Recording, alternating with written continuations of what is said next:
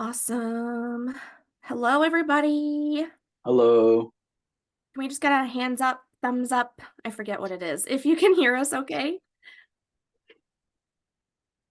Perfect. Thank Probably a you. thumbs up, hands up, right? I think it's a There we hands up. go. Yeah, there we go. Hands up. Perfect. Yeah, Zoom Thanks, switched up on us everyone. last minute. You never know what to expect. I know Zoom changes unexpectedly. So I'll be like our Gotta love favorite them. pivot, right? We'll pivot. So we'll just give it a couple of seconds here for some more people to join. So obviously we changed our time back to 1 p.m. We just found that it was more convenient for most clients. So the good thing is you get the recording, right? If you at least register. So thank you for Exactly. joining us. Looking forward to it.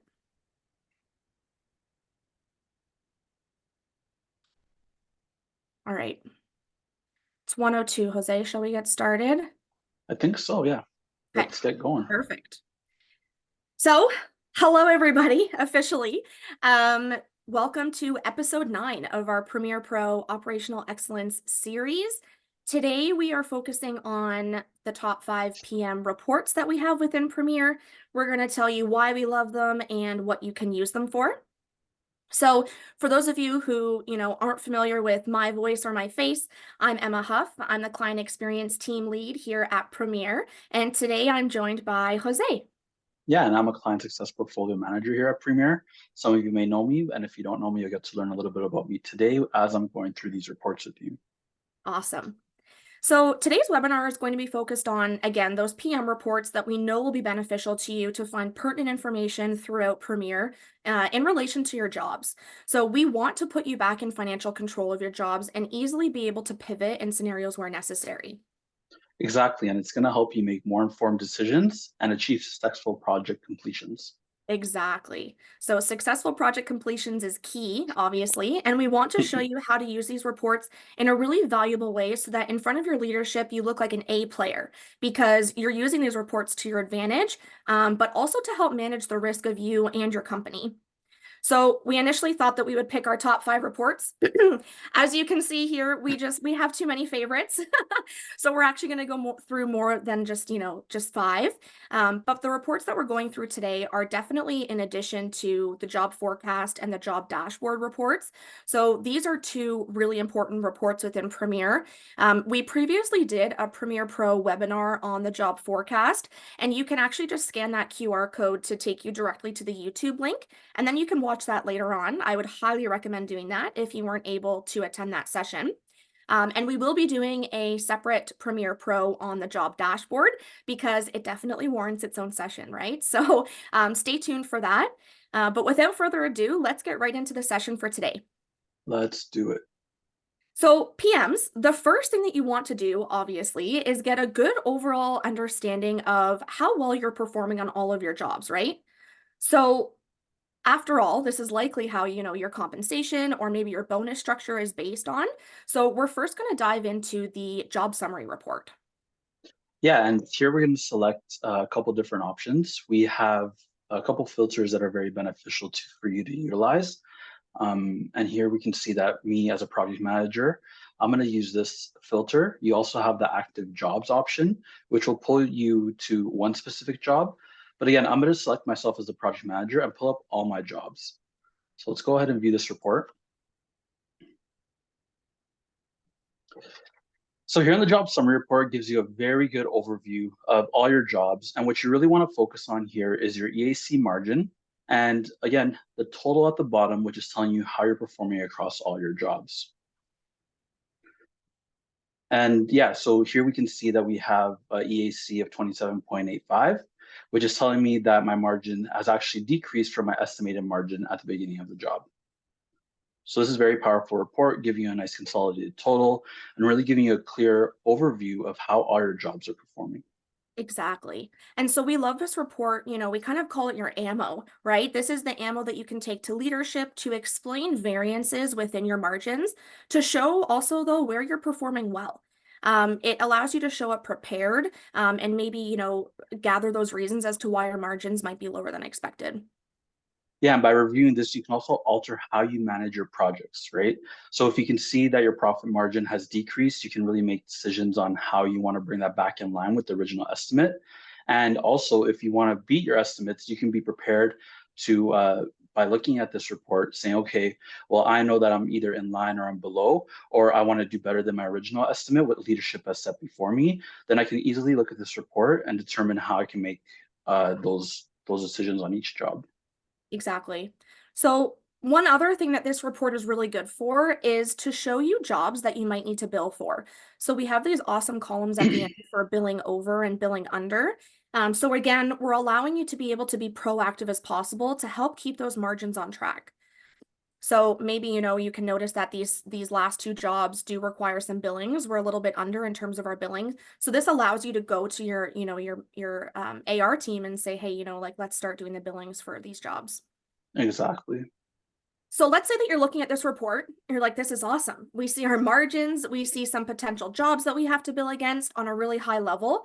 But now we want to take a deeper dive into a particular job that might be of interest to you. So, for example, maybe you have a job where your estimate completion margin is greater than your estimate. This is one you would want to dive into our next report, which is the job cost progress report. So I hope that everyone on this call knows this report. It's one of the favorites and most used reports within Premier. And the crux of this report is that it gives you a really great real-time overview of those costs incurred on a job, as well as where you're forecasted to end up, which is that EAC number within Premier. So the Exactly.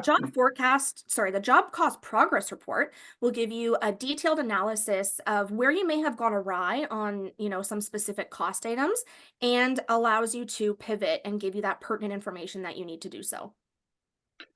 Yeah, great point, Emma. And again, so we have a couple different options on our reports. Usually, if you see it bolded as a report and a drop down, you can go through different variations. But for the purpose of this presentation, we're going to go through progress by cost item and cost type. Again, we have some great filters here. So if I wanted to review one particular job, I can do that. And to Emma's point, we're going to review the Golden Mansion that we saw in our job summary because we want to get a bit more details in terms of what may be going on in the job. Yeah, that margin didn't look too great. No, I mean, we saw that we were actually overrunning our costs, so maybe we got to do some investigation. Now, this report is going to pull in a lot of different information, but two things that you really want to focus on is your outstanding budget and your estimate of completion. So your outstanding budget is how much you have left to spend on a particular line item. And you can look at the outstanding budgets to determine what type of cost adjustments may be needed. Exactly. So maybe it's possible that you need to raise a change order if you don't have enough funds within that specific bucket. Or on the flip side of the coin, if you're lucky, maybe you have some, cost savings that have happened on that cost item, and you want to move those extra funds into a contingency bucket, for example. Exactly. And our EAC, so our estimate of completion, a very key column here that you want to focus on, is telling you where you're going to end up on the job. So when I'm looking at my EAC, I'm determining whether I'll finish on track or over budget. Okay. And it's really allowing you to take a step back and ask yourself, is there something else I need to do? And is there something that I need to review here on this particular cost item and cost type? So here we can see on our subcontract cost type for our cost item for demolition, we can see that our estimated completion is $80,000, but our current estimate is $75,000. This is telling me that I've gone over budget and I haven't estimated appropriately with the change order or with my original estimate. So by looking at this, we can further investigate and determine what actually had taken place. Exactly. And so one thing we want to mention is within Premier, anything that is like blue or hyperlinked within the reports and screens within Premier allow you to drill down into the pertinent information that's, related to that number. So if you're like, where's this number coming from? Why am I over budget? It really allows you to drill down and obtain those further details and where those numbers are coming from. Yeah, love those drill downs. Yeah, we do love the drill down features. So another question that we get all the time from users is how can we narrow down those type of transactions that we're investigating across the cost items? So that's where you would want to utilize the job cost transaction report. So this is used for moments where you're saying to yourself, something doesn't look right here, maybe you started at the job cost progress report and you want to investigate all transactions across that cost item, this is a great place to start.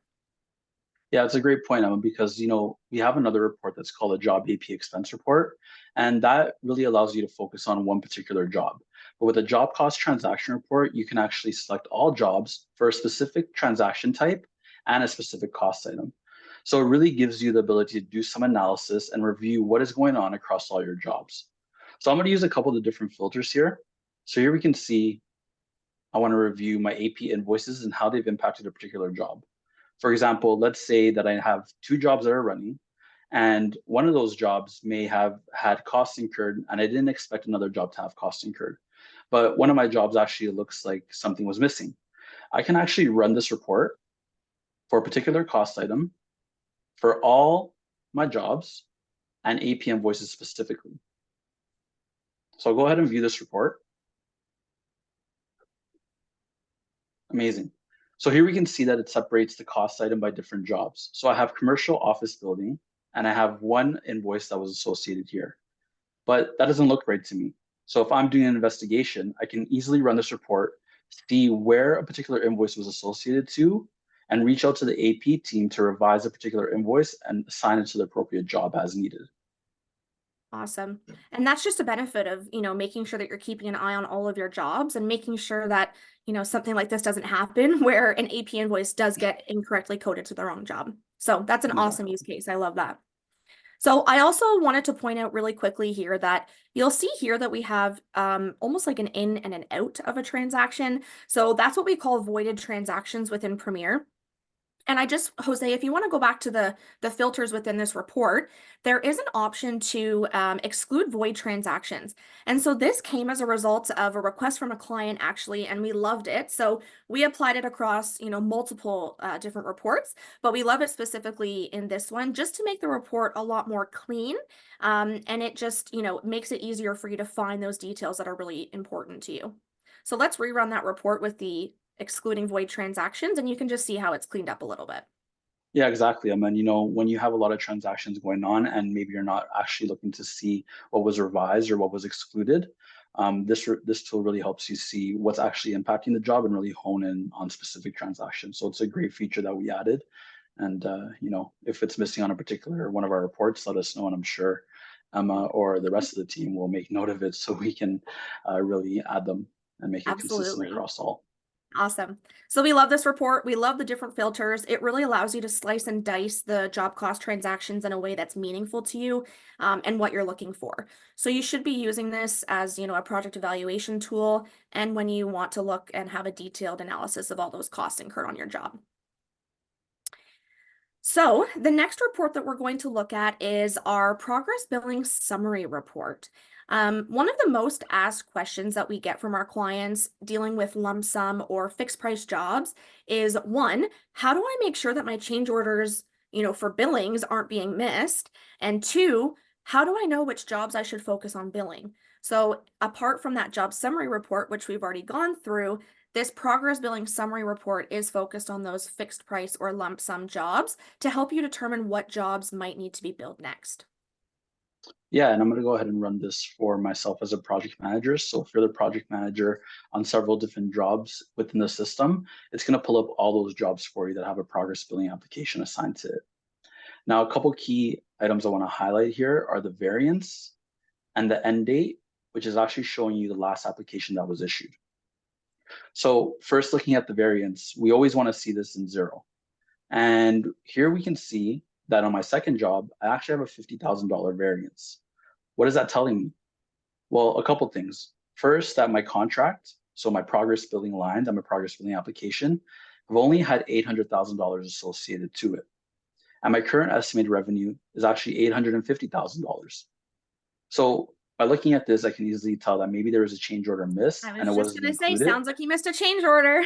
Yeah, exactly. So if you actually miss a change order for your progress billing application, what you would do here is go into the change order screen and then revise the change order that may have missed revenue, missed being linked to your progress billing application and or lines, and have that included. You never want to have something missed here. One, because you know your clients may get upset to see new lines coming in after a particular issuance of a progress billing application, or you just never want to miss billing because, you know, money is very important Yes, when you're makes the world completing go these round. jobs.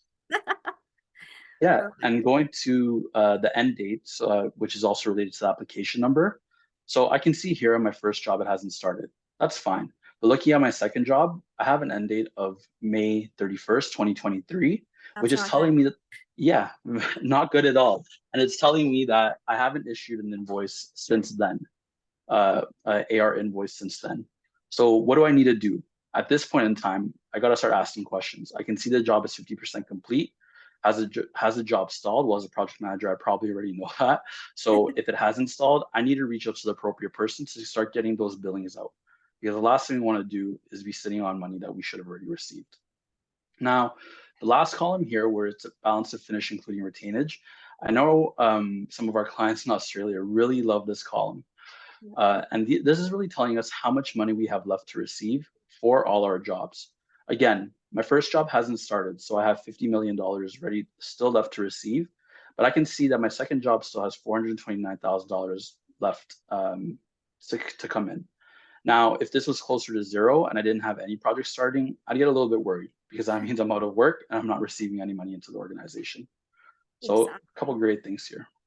Yeah, we love this report. So we would highly recommend, running this at least on a monthly basis to review your progress billing jobs, just to ensure that they're staying on track. And it just helps you better manage your project health to quickly address, any billing issues like we might have identified here. We haven't billed since the end of May. Exactly. Awesome. So if you're not used to that report, I would recommend you start looking at that one probably ASAP. Do a quick little check, make sure that you're up to date on all your billings.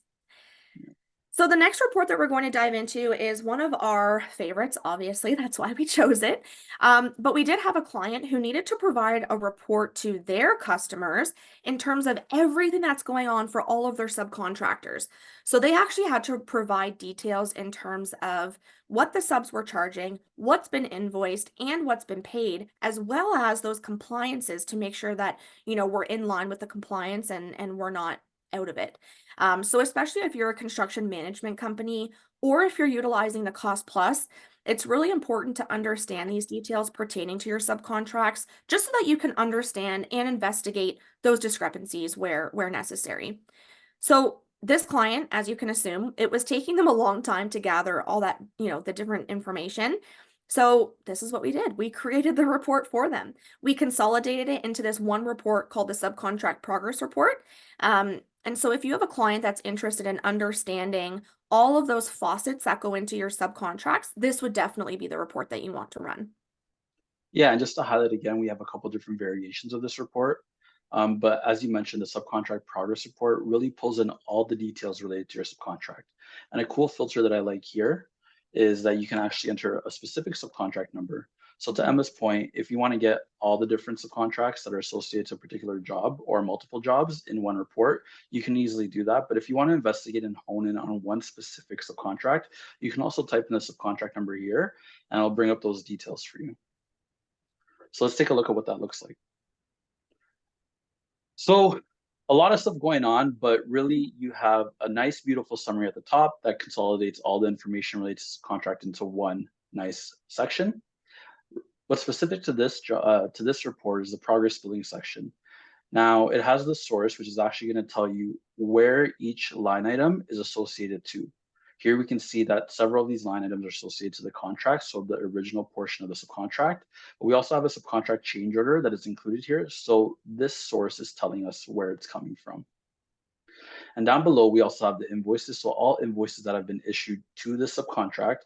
And to the right, we also have the invoice status. So whether it's paid, outstanding, or on hold for any particular reason, whether it's a hold due to compliance or if it's a hold due to, maybe you're just AP person clicked it off by accident, which you never want to get your subcontractors No. upset, right? Yeah. No, they want to get paid. Yeah, everyone wants to get paid. So down below, we have the approved changes section, which is going to show me that subcontract change order, the cost item associated to it, and actually a little interesting side note here, we have an option to include RFIs, right? Yeah, so So what does that do for them, Jose?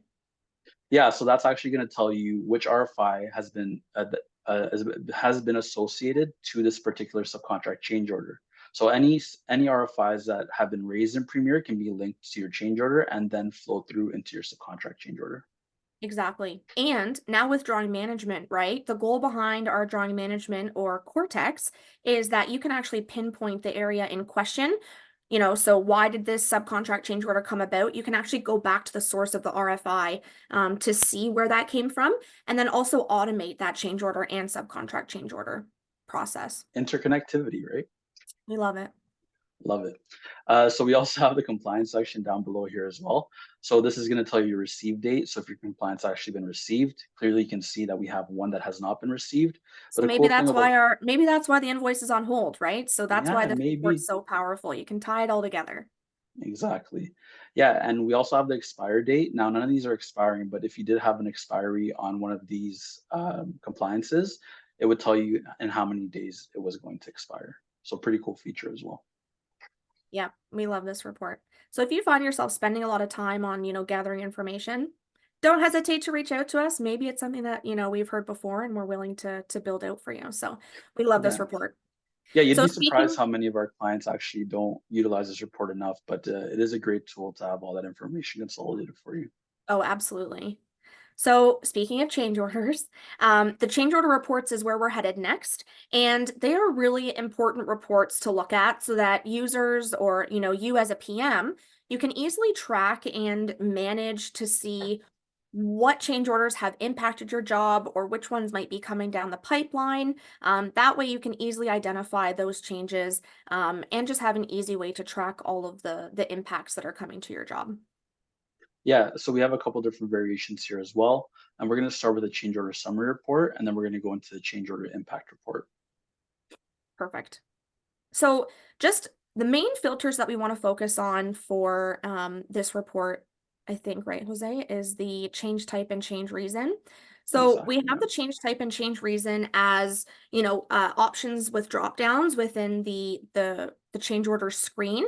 And so we then added them to the report. And so again, this was a client request. They wanted to be able to run those really important reports. And so using the change type and change reason really can be used in two ways when running this report. So scenario number one, maybe you have a client that's requested a whole bunch of scope changes. I want to have gold knobs on this floor, but maybe not this floor. We want to have like really fancy bathtubs, whatever the case might be. And you want to come prepared to a meeting with that client to say, hey, this is all of the changes that you've requested, and that's why, the scope has changed so much as a result. Scenario number two might be, you want to look for those self-funded change orders.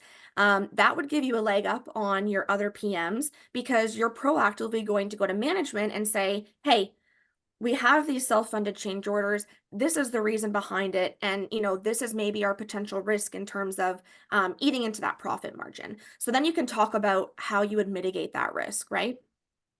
Yeah, and you probably wouldn't have self-funded golden doorknobs on our golden mansion, Maybe, right? maybe it was a, Valentine's Day present. Oh yeah, that'd be a nice one. Yeah, again, so we have our active jobs filter here that we can utilize. So we're actually going to go into our golden mansion. Another good status filter that you have here, and you'll see why it's very important to this report once we drill into it, is that you can filter for pending, revising, approved, or rejected. Now let me run this report so I can explain a little bit more why that's an important feature here. So as we see this report, it has three different sections, and if there was something rejected, it would be included here as well. So we have the approved, we have the pending, and the revising. So this clearly separates it out for you so you can see what's actually taking place on the job, what has been approved and what is good to go, what is pending and what may be coming your way, and what is revising that possibly due to error. Okay, so looking at our margins here, we can see that we have a total for our total approved section. Now, why is this important? Well, let's just say that our profit margin on this job was actually 21% to begin with, and our margin currently is going down to 17% for these change orders. We know that this is an impact to our overall profit margin on the job and possibly giving a lot of discounts to our clients. maybe there was an issue, maybe there was an actual one of these were entered incorrectly, and we need to bring that back up, or maybe there are actual discounts that we gave to some of our client. This is a good way for us to review and make sure we're staying on track, and maybe reduce the amount of discounts we're giving. Or for future projects, we can actually better estimate for what profit margin we expect on the job. Exactly. So it's really just important to, again, monitor your project health. It's also a good way, right, to monitor if maybe you've missed billing that revenue within your change orders. And so we just want to highlight that you can drill down into the description column within the change order report, and this will actually bring you to another one of those change order reports within that drop down, which is the change order detail report. So it really just allows you to, start at a high level and then manage by exception by drilling into those areas where maybe you just want to say, hold on, let me just confirm what's going on here, and make sure that, this change order is in revising status because we noticed that we didn't include the revenue the first time, right, Jose? Yeah, and how do we notice that? Because a big chunk of red money right in front of us. Well, that's telling us that we have $100,000 in costs and $0 in revenue. Well, Yeah. I'm actually pretty happy that's in revising, because I would never want to actually incur that kind of cost on any particular job that I'm running as a PM. And So it's very not helpful tool. internal, right? It's not internal. So that this column is, again, powerful to maybe that would explain it, if it was internal, but because it's not, we want to make sure that's included. Exactly. And if you need more details on how to use an internal function for your change orders, reach out to your account manager, and I'm sure they'll be happy to explain to you when it should be appropriately used and why it's utilized on a particular change order. Perfect.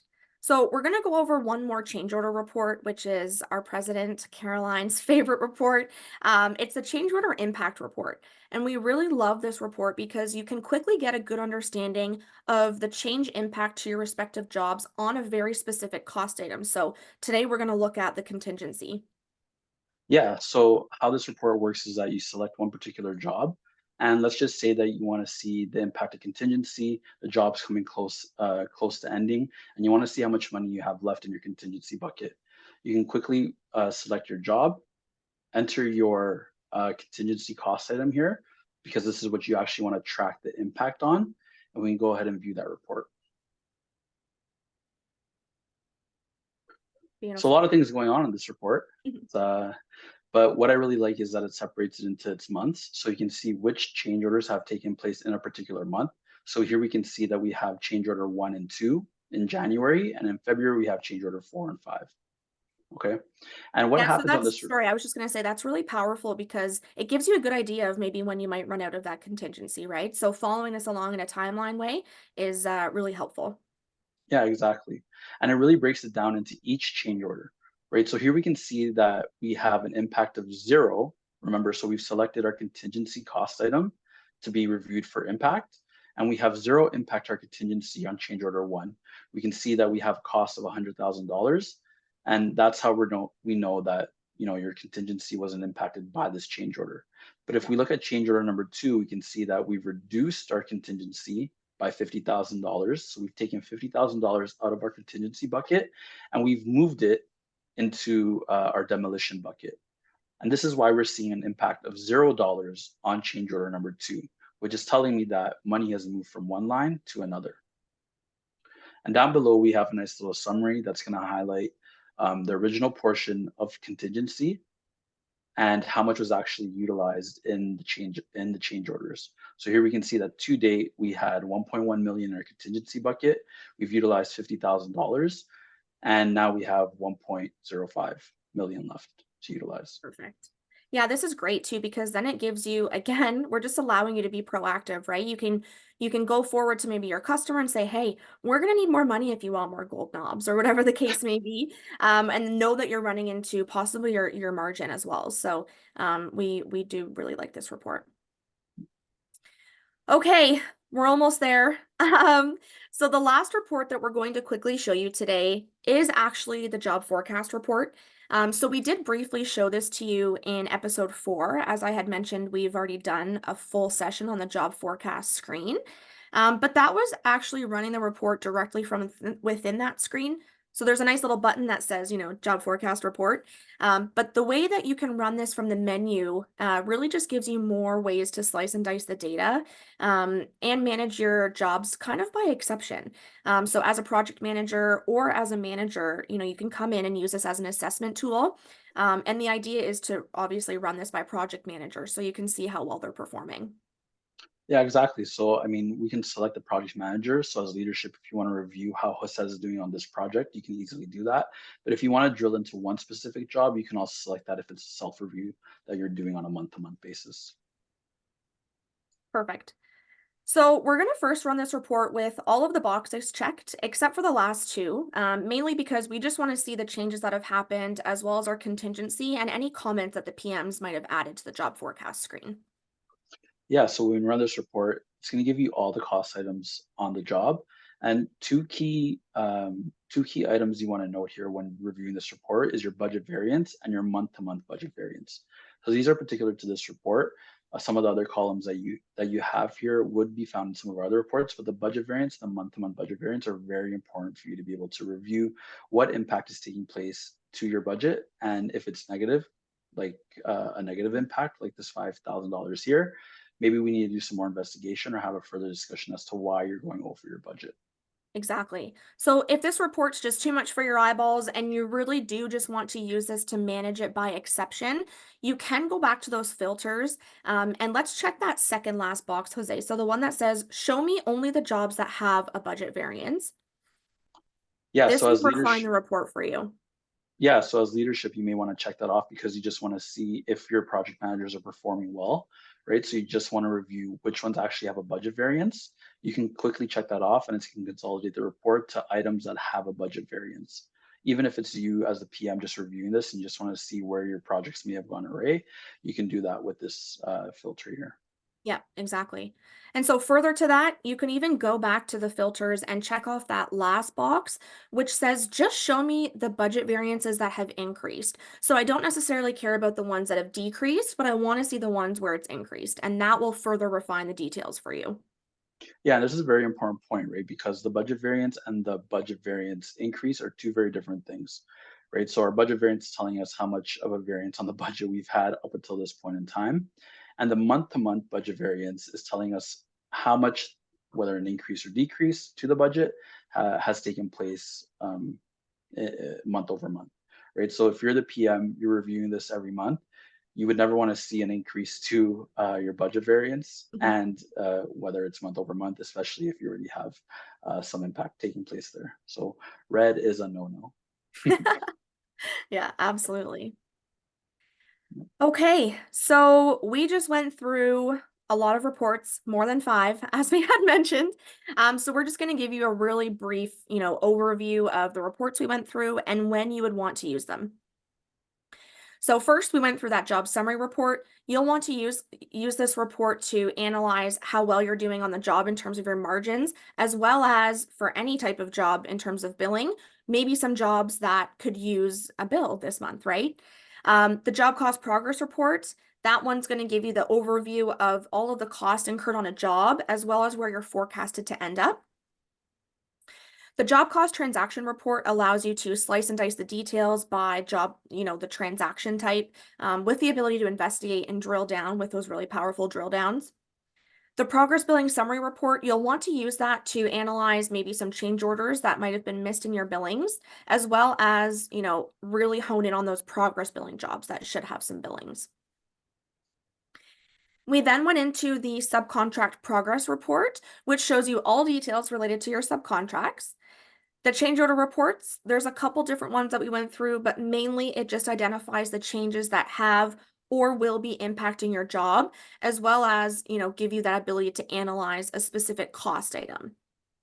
And last but not least, we went through the job forecast report. So this one allows you to manage by exception, and you can utilize it as a self or management assessment tool to determine how well the PMs are, performing on their jobs. Awesome. So with that, we will pass the floor over to you guys to start asking some questions. Our favorite part, right? Our favorite parts. Let me just open them up here. Okay, Jose. So this one says, do all change orders show on the impact report? Yeah, so the change orders related to the particular job that you selected will appear there. But what you're trying to analyze is how these change orders have impacted a particular cost item. So again, all change orders will appear, but if you're analyzing the impact on your contingency, that's where you see values on the impact column. So yes, they will appear. Yeah.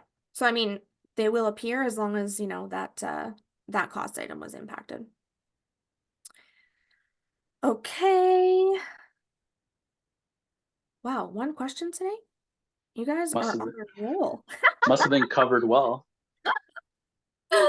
No, that's awesome. Oh, there's one more. Okay, is there a report or filter that will show just internal or external change orders? So yes, that last one, the change order report that we showed you, where you have all those extra, sorry, let me think. I'm So we thinking of the do job we do, forecast report. no, so on the change order detail report, should I go back to it? Yeah, show them. Yeah, so we actually do have the filter. Let me pull it up again. I knew there was a filter. I just couldn't remember which report. Change order reports. So on the change order summary report, we do have the filter. So whether it's internal or a Yes. customer facing change order. So just, we do have a lot of different filters here that you can utilize, even if you wanted to hide internal. So if you only wanted to look at external, you can check that off. So play around with the different filters. If you're not sure, you want an overview from someone on our team, just reach out to your account manager and I'm sure they'll be happy to set some time up. But yes, we do have that filter here for you. Yeah. We love that too. It just makes it easier to analyze, right? Mhm. What's internal versus coming as a request from the client. So that's really important. Exactly. Okay, we'll give it another like 30 seconds. If anybody has any last questions, get them in quickly. If not, we just want to say thank you so much for joining us today. We hope that you found it valuable and make sure you pass out the recordings to any of your teammates that couldn't make it today. So we'll see you in March and stay tuned for the topic on that one. But I hope you have a great rest of your week and we'll see you soon. Have a good day, everyone. Bye.